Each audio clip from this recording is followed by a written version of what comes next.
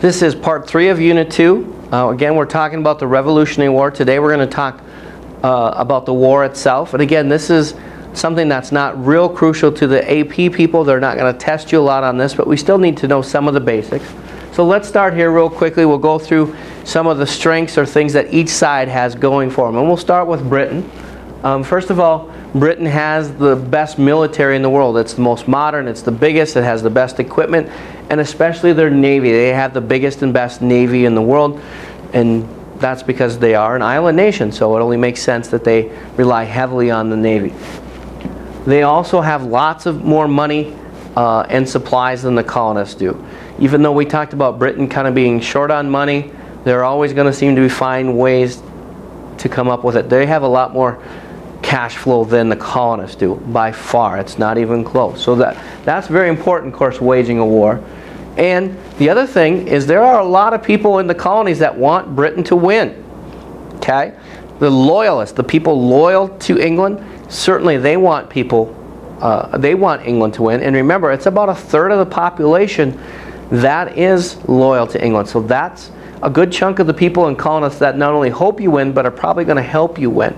And the Indians or Native Americans also want Britain to win, even though they fought against them in the 7 Years' War. Can you think as to why? Why would they want to see Britain win? Well, the answer, again, lies in what were the colonists doing. The colonists were moving further and further west. Even though the proclamation of 1763 said they shouldn't, they were doing it anyway, and the Indians simply thought, the British will stop them. If the British win, that's going to stop these people moving onto our lands. Will stop, and that's a big plus for us.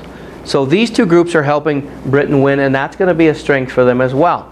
Now, what's against Britain? Okay, some probably basic common sense things here. Okay, we've said this a bunch. The Empire of Britain was just too big. They had a lot of irons in the fire, so to speak. The saying was, the sun never sets on the British Empire. In other words, they had colonies all over the globe that somewhere, all the time, the sun was shining on one of their colonies. They had colonies in India, they had colonies like Australia, New Zealand area, they had colonies all over. And it's simply, they didn't have enough resources to do it all. They couldn't put all of their energy into just the 13 colonies in North America, because they had colonies everywhere that they had to deal with. And it's hard being that big, especially at that day and age. Okay? The British style of fighting, where basically you line up and you say, hey, this is all the guys I got, and I'm going to march at you, and you march at me, and whoever is still standing at the end wins, doesn't work very well in America, because we're going to do more of the Indian fighting, where we're going to do kind of guerrilla tactics, where we're going to hide and hit you and then run away and hit you again, and that kind of stuff. That's kind of what happened in Lexington and Concord. We had done a lot of that hit and run tactics and caused a lot of damage, and it didn't work well for the British, where they're used to fighting more of the traditional war, where we just line up and fight. Now, there's still some battles like that, but there's a lot more of the guerrilla fighting, and the British didn't hold up well to that.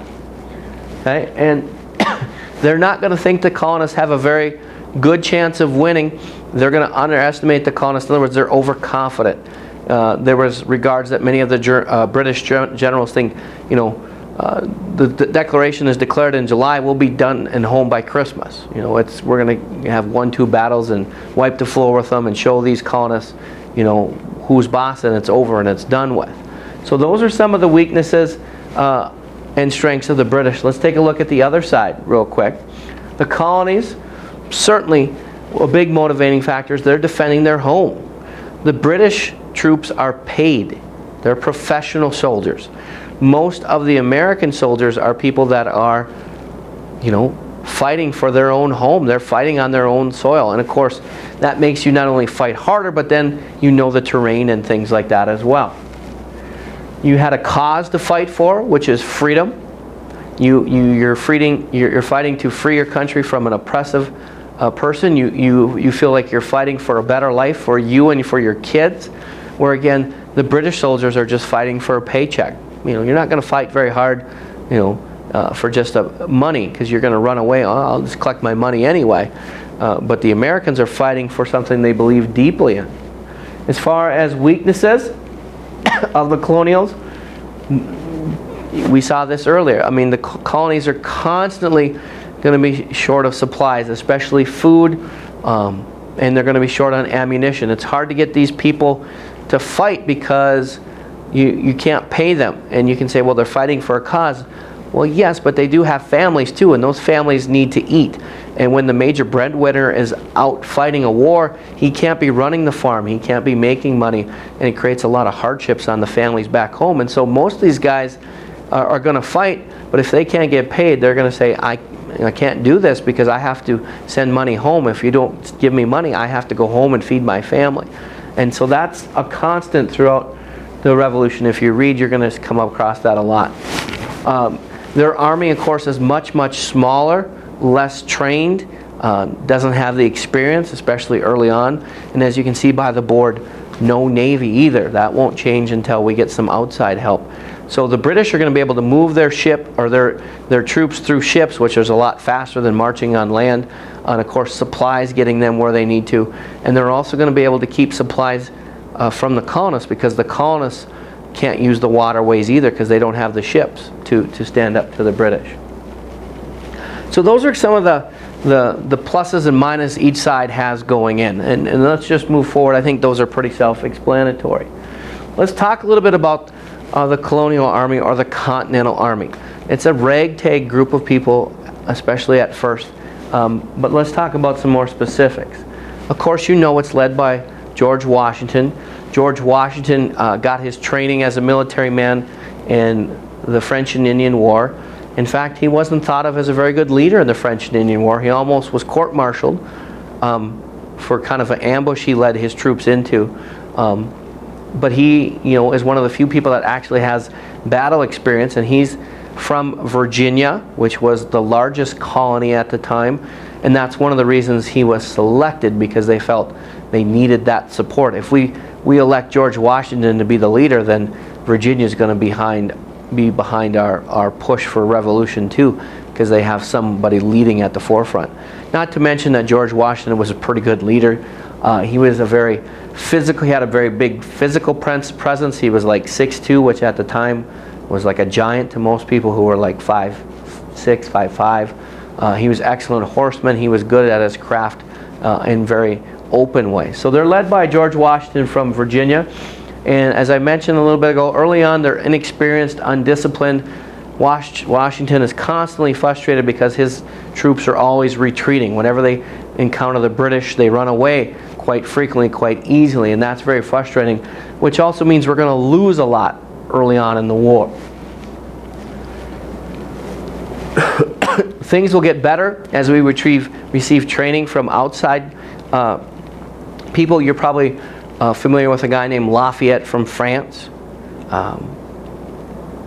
He was someone that the French sent over to advise, and he became a trainer to Washington, and the American troops showed them how to train like a professional soldier. There's also a guy from Germany, a Baron, that comes over and does a lot of that too, and really turns the American troops from a ragtag army into an effective fighting force, just showing the modern training techniques that were over in Europe and had been used over there for centuries. But of course, we hadn't really had our own army. That we'd always had the British Army, so we've never had that, and he kind of shows us how to train people, and that's going to make us much better. At Valley Forge is something that kind of is a turning point for the American Army. Valley Forge, you're probably familiar with this, is in Pennsylvania. In those days, in the wintertime, you didn't fight because the weather was just too harsh. So you often, in the wintertime, you just found a place to kind of hunker down until the weather turned better in the spring. And Valley Forge was a very horrible experience for the soldiers. They didn't have blankets, they didn't have food, they're suffering in the cold. But all that adversity hardened them. It made them into tougher fighting guys. The ones that are left after Valley Forge aren't these people that are going to run away anymore. Not only did they get training at Valley Forge, but because they went through all this hardship together, it kind of hardened them and made them into tough, hardy fighters. So that's something to remember, because you're going to read a lot how America gets really whooped early on in the Revolution. And in fact, we almost have to give up right away and surrender because we can't win and our guys keep running away. Once we get to the first winter, it kind of changes things and makes us into a more fighting and effective force. As far as what else you need to know about the actual war, one of the things is that it's a longer war than most kids know. It's about an 8-year war. Okay, so it's not until the 1780s that the war ends, and sometimes students don't know that. They think the war, you know, you have Lexington and Concord, and then you have a couple other battles and it's over. But it's actually a pretty long, prolonged war. But we'll put a few details in here to kind of make it more understandable for you. Early on, America is losing, and we're losing bad. We can't win. Our guys are retreating all the time. We've said that numerous times. The British strategy is to cut off New England. They basically think that New England is the mouth of the revolution. It's the head. They're behind everything. If we cut off New England, if we surround it from all the other colonies, then the revolution dies. Because they're the ones that are giving the instructions. They're the ones that are leading. If we don't allow those people to lead because we cut them off and we don't let any information in or out from New England, then the whole revolution will collapse. Two of the early battles that are very important to America are the battles of Trenton and Princeton. They happened pretty much back to back, and these are the first battles that America wins. And it breathes new life into the Revolution. This happens, you probably remember the famous painting of Washington in the boat crossing the Delaware River with the frozen pieces of ice, you know, at Christmas time. The Battle of Trenton happens on Christmas Day, and the idea is we're going to surprise, in this case it was German mercenaries that were fighting for England.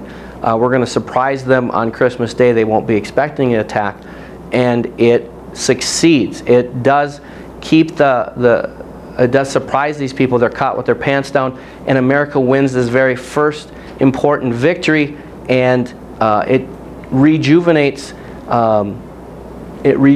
the cause, because most people were about ready to give up. But when we won Trenton, and then a few days later Princeton, it puts new energy into it, and a lot of people then want to keep fighting because they see that perhaps we can win, we can defeat the British. Valley Forge, we already talked about the importance of that event in the previous slide. This is something that just hardens the soldiers and makes them into effective team, I guess is the way to say it. And in your book is the little story about Valley Forge, which I encourage you guys always to read at the beginning of your chapters. Make sure you do that to kind of get more of the particulars of Valley Forge. The turning point of the war, the one war or battle that you probably might have to know for an AP test is the Battle of Saratoga. When we win this battle, it's the turning point because France joins our side.